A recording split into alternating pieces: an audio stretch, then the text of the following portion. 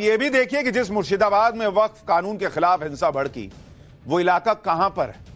मुर्शिदाबाद जिला बांग्लादेश के बॉर्डर से लगा हुआ जिला है। मुर्शिदाबाद में 125 किलोमीटर का बॉर्डर इलाका है। मुर्शिदाबाद में 66% से ज्यादा मुस्लिम आबादी है और इस इलाके में सियासी रूप से टीएमसी का दबदबा है। मुर्शिदाबाद हिंसा को लेकर बीजेपी आरोप लगा रही है कि कल जिस भीड़ ने हिंसा की थी वो रोहिंग्या और बांग्लादेशी थे। बीजेपी नेता दिलीप घोष का दावा है कि पहले भी सीए एनआरसी कानून के खिलाफ इसी जिले में हिंसा भड़की थी। सुनिए एक बार दिलीप घोष को। बल्कि इनकी इतनी हिम्मत हो गई, पुलिस की गाड़ी जला देते हैं, पुलिस की थाना जला देते हैं, फिर भी चलता रहता है। ये कौन लोग कर रहे हैं? ये सब रोहिंग्या है, घुसपैठिया है और इनको पनाह देकर रखा गया है। इसीलिए 450 किलोमीटर का बेड़ा लगाने नहीं दिया जाता बारबेडो है कि आएंगे, उत्पात करेंगे, जाएंगे, हमको चुनाव में जिताएंगे। ममता बनर्जी का प्रोत्साहन से, इस उनका देखरेख से सब कुछ हो रहा है। जब सरकार ममता दीदी तुष्टीकरण की सीमा पार कर जाती है, रक्षक ही भक्षक बन जाए। आज ममता दीदी ही भक्षक बन गई हैं, इसीलिए खुली छूट दे रखा है। शासन का काम है कंट्रोल करना। मुर्शिदाबाद हिंसा को लेकर बीजेपी यही आरोप लगा रही है कि यह सब ममता सरकार के इशारे पर हुआ है। अब इस आरोप में कितनी सच्चाई है यह तो नहीं पता, लेकिन हिंसा पर ममता बनर्जी का जो बयान है वो आया है वो हैरान करने वाला है। हिंसा को लेकर ममता बनर्जी ये सही से, हालांकि कई लोगों को यही उम्मीद थी कि वो हिंसा करने वालों को सख्त चेतावनी तो कम से कम देंगी, उन पर कड़े एक्शन का भरोसा देंगी, लेकिन यहां तो ममता बनर्जी नरमी बरतती दिख रही जैसे हिंसा करने वाले ही पीड़ित हो। ममता बनर्जी कह रही है कि वक्फ कानून से अल्पसंख्यक दर्द में है, उनका दिल दुखा है। इतना ही नहीं, ममता बनर्जी उन्हें भरोसा दे रही हैं कि वो अल्पसंख्यकों और उनकी प्रॉपर्टी की रक्षा करेंगी, बंगाल में ऐसा कुछ होने नहीं देंगी। सुनिए जरा ममता बनर्जी को। और माइनॉरिटी लोगों को हम एक बात कहते हैं,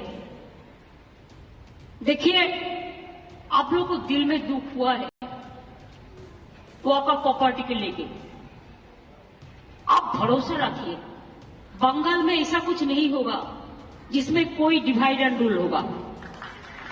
आप लोगों ने ये मैसेज दीजिए कि सबको एक साथ में रह के बचना है, जियो और जीने दो।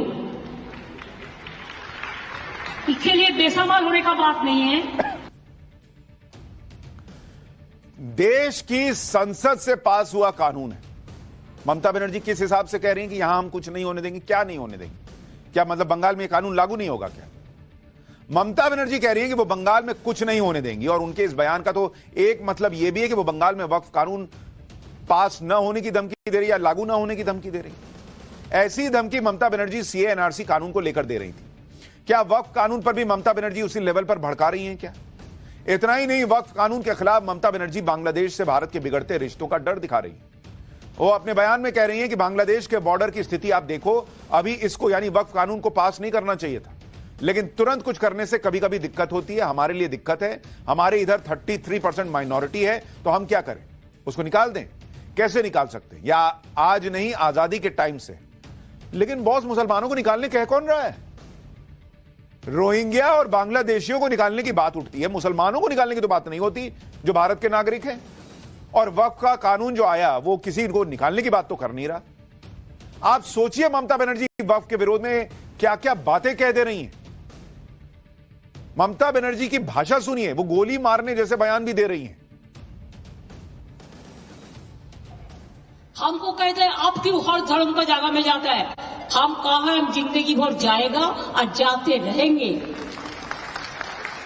अगर तुम गोली मार के मार भी दो तो हमको यूनिटी से तुम निकालने नहीं सकते हो। इसमें क्या यूनिटी है बॉस कि एक धर्म को कानून बना के दे दिया आपने कि जहां उंगली रख दो वो जमीन तुम्हारी हो जाएगी? इससे यूनिटी पैदा हो रही थी और ये रोक दिया तो यूनिटी खत्म हो जाएगी। कभी कहती है मुझे जेल भेज देंगे, कभी कहते हैं मुझे गोली मार दो फिर भी मैं जाऊंगी। अलग ही कहानी चल रही है इनकी। आप ये भी देखिए कि ये वही ममता बनर्जी है जो कुछ दिन पहले कह रही थी कि अगर वो सत्ता में आई तो पीएम मोदी के वक्फ कानून को पलट देंगे। वक्फ कानून के खिलाफ इधर ममता ने मोर्चा खोला है, उधर कांग्रेस भी इस रेस में पीछे नहीं दिखना चाहती, क्योंकि सवाल मुसलमान के वोट का है भाई। इसलिए गुजरात में हुए कांग्रेस अधिवेशन की समाप्ति पर जाते जाते कांग्रेस अध्यक्ष मल्लिकार्जुन खड़गे ने वक्फ कानून का मुद्दा छेड़ा और मोदी सरकार से इस बिल को वापस लेने की मांग कर दी। सुनिए।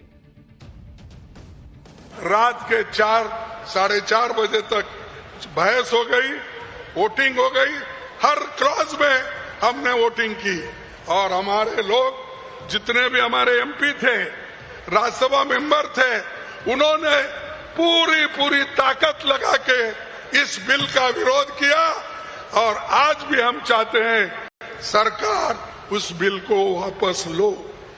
यही हमारा मकसद था, इसलिए हम लड़ रहे थे। मल्लिकार्जुन खड़गे लड़ रहे थे, राहुल गांधी सेल्फी ले रहे थे। कांग्रेस अध्यक्ष बिल वापस लेने की बात कर रहे हैं, वहीं दूसरी तरफ राहुल गांधी वक्फ कानून के विरोध को अलग लेवल पर लेकर चले गए। राहुल गांधी ने कहा कि मुसलमानों के बाद मोदी सरकार ईसाई और सिखों को टारगेट करेगी। सुनिए राहुल गांधी को। वक्फ बिल फ्रीडम ऑफ रिलीजन पर आक्रमण है, कॉन्स्टिट्यूशन पर आक्रमण है।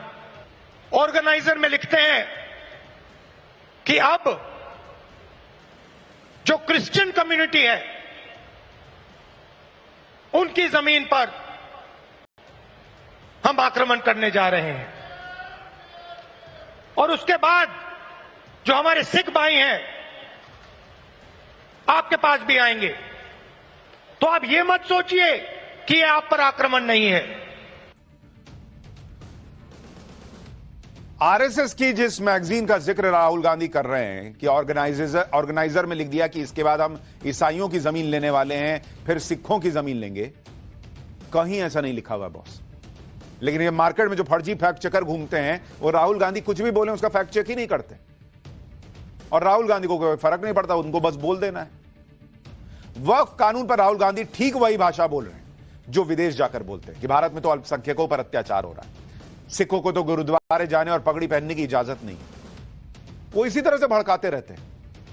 कहीं इस बात का कोई जिक्र नहीं है कि भाई सिखों और ईसाइयों और हिंदुओं की जमीन, पहले भाई उनको वो अधिकार तो दे दो जो आपने दिया था मुसलमानों को, दे दो कि तुम भी जहां मन वहां उंगली रख लो, फिर उसके बाद 70 साल हिसाब चलने दो, फिर देखा जाएगा आगे क्या करना है। पहले ये तो कोई पूछे उनसे कि ऐसा किया है क्या, आपने दिया है क्या सिखों को यह अधिकार, ईसाइयों को यह अधिकार कि तुम उंगली रख दो, ले जाओ, जमीन तुम्हारी हो गई। वक्फ कानून पर राहुल गांधी खुलकर बोल रहे हैं, लेकिन जब संसद में मौका था तब नहीं बोले। उनकी बहन प्रियंका वाड्रा ने तो वोटिंग तक में हिस्सा नहीं लिया था। लेकिन राहुल गांधी और विपक्ष के इस नैरेटिव को पीएम मोदी के उस बयान ने कमजोर कर दिया, जिसमें एक इंटरव्यू में पीएम मोदी ने कहा कि पुराने वक्फ कानून को कांग्रेस ने वोट बैंक की राजनीति का हथियार बनाया हुआ था। 2013 में वक्फ कानून में किया गया संशोधन मुस्लिम कट्टरपंथियों और भूमाफियाओं को खुश करने का प्रयास था। कट्टरपंथियों और भूमाफियाओं के हौसले बुलंद हो गए।